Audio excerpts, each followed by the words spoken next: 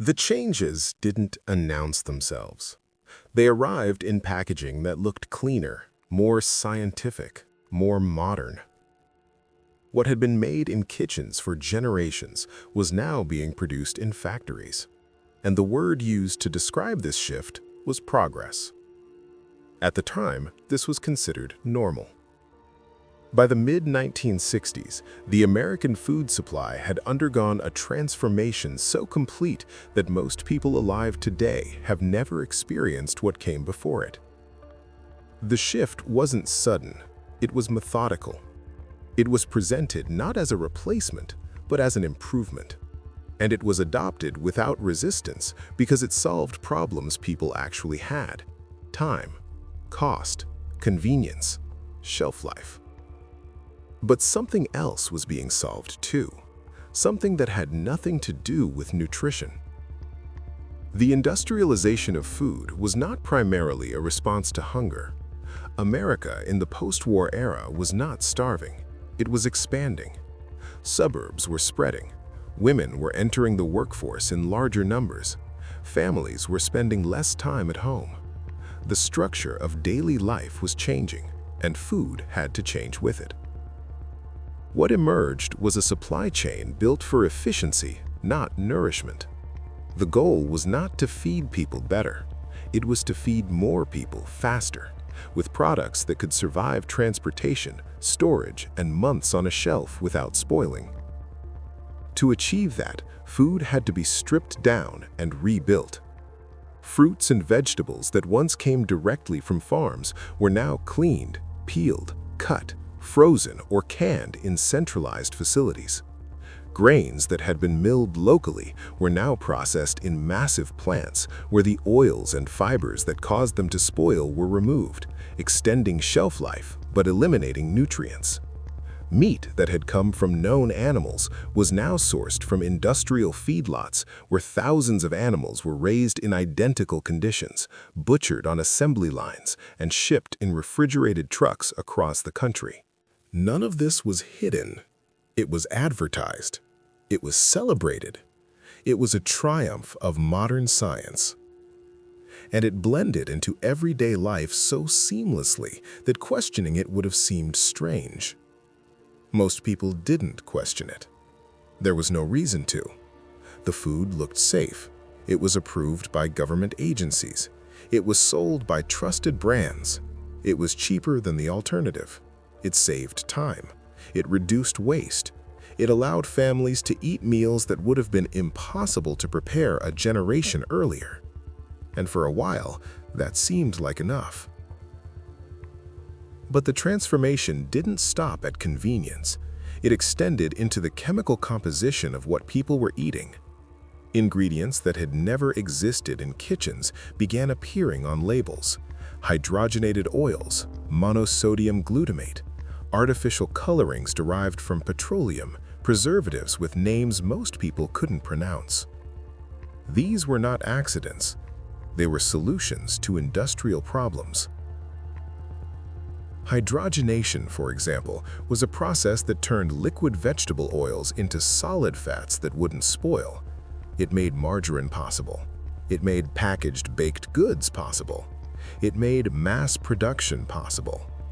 The fact that it also created trans fats, a form of fat that would later be linked to heart disease, was not considered relevant at the time because the effects were not immediate. This is important. The consequences of these changes were not visible in real time. They unfolded over years, sometimes decades. A child raised on industrially produced food in the 1970s would not experience the health impacts of that diet until middle age. By then, the connection between cause and effect had become difficult to trace. This wasn't discussed openly. The food industry did not present itself as conducting an experiment. It presented itself as responding to consumer demand. And in many ways it was. People wanted affordable food. They wanted convenience. They wanted variety. The market provided all of that. But what it didn't provide was transparency about what had been removed, what had been added, and what the long-term effects might be. The regulatory agencies tasked with overseeing food safety were not equipped to evaluate cumulative exposure. They tested individual additives in isolation, often on animals, over short periods. If a substance didn't cause immediate harm at the doses tested, it was approved. The idea that combinations of additives, consumed daily over a lifetime, might produce effects that no single ingredient would cause alone, that was not part of the framework. And so the food supply became a slow-moving experiment conducted on the entire population with no control group. By the 1980s, the average American diet had become unrecognizable compared to what it had been just 30 years earlier. Breakfast was no longer eggs and bread. It was cereal made from refined grains, coated in sugar, sold in boxes covered in cartoon characters. Lunch was no longer leftovers.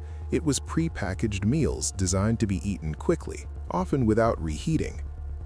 Dinner was no longer built around whole ingredients.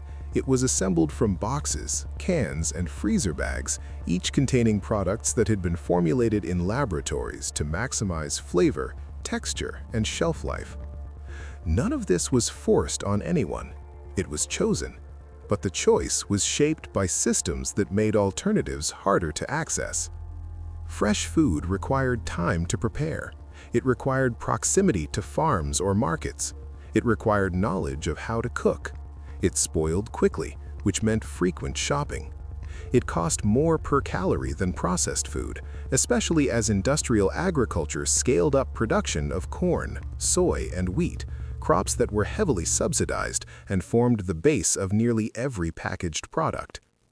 The economic incentives were clear. Processed food was cheaper to produce, easier to distribute, and more profitable to sell. Fresh food had thin margins, high waste, and logistical complexity. The market responded accordingly. And the gap widened. By the 1990s, entire communities had lost access to fresh food altogether. Grocery stores in low-income areas closed or were replaced by convenience stores that stocked primarily shelf-stable products. These places would later be called food deserts, but at the time, they were just considered economically unviable markets. The people living in them had no choice but to eat what was available. Meanwhile, in wealthier areas, a different shift was beginning. Organic food, farmers' markets, whole grains, free-range meat, these started appearing not as mainstream options, but as premium alternatives. Eating well was becoming a class marker. The real impact appeared years later. Obesity rates, which had been stable for decades, began climbing in the 1980s. By the 2000s, they had doubled. Diabetes followed the same curve. So did heart disease, certain cancers, autoimmune disorders, and metabolic conditions that had been rare a generation earlier. The medical establishment treated these as individual health failures. People were told to eat less, exercise more, take personal responsibility. The idea that the food supply itself had fundamentally changed, that the ingredients, the processing methods, the portion sizes, the marketing, the availability, the cost structure, all of it had been redesigned in ways that made certain outcomes more likely. That was not part of the conversation, at least not widely. Some researchers began pointing to patterns. They noted that the rise in chronic disease correlated with the rise in processed food consumption. They noted that populations eating traditional diets, even high-calorie ones, did not show the same rates of metabolic illness. They noted that the human body had not evolved to process the quantities of refined sugar, seed oils, and chemical additives now present in the average diet. But these observations were met with resistance. The food industry funded its own research, much of it designed to shift focus away from ingredients and toward individual behavior. Studies emphasizing portion control, exercise, and willpower were amplified. Studies suggesting that certain additives or processing methods might be harmful were challenged, delayed, or dismissed. This was not conspiracy. It was commerce.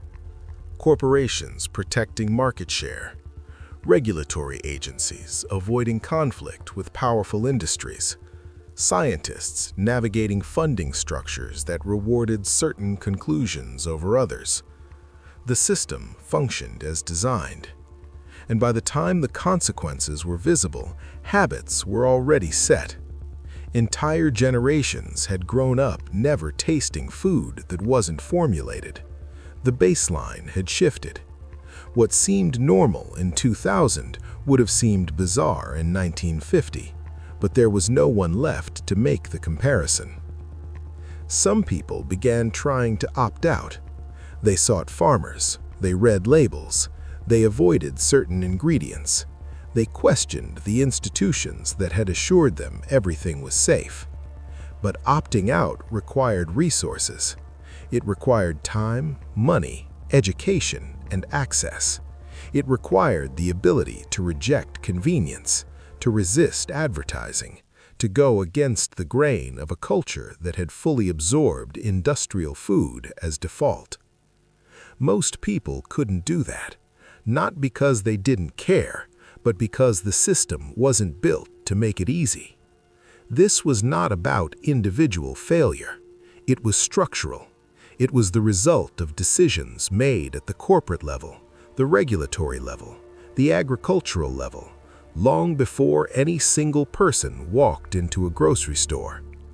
The food supply had been re-engineered, and the effects of that re-engineering were playing out in bodies, in communities, in healthcare systems overwhelmed by preventable illness. Some people remember when things were different, not better necessarily, not romanticized, but different. They remember when ingredient lists were short, when bread went stale in days, not weeks, when eating required preparation, not just opening, when food came from places you could name. That world is still accessible, but only for those who can afford to reach back toward it. For everyone else, the choices available now are the choices that were made decades ago by people who were optimizing for profit, not health. And this wasn't the only change. Similar decisions followed in medicine, in agriculture, in education, in media, in the structures that shape daily life. The logic was the same: centralize, standardize, scale, maximize efficiency. The consequences were the same: delayed, diffuse, difficult to trace back to a single cause. But they compounded, and the systems built to address them were the same systems that created them. That pattern didn't stop there.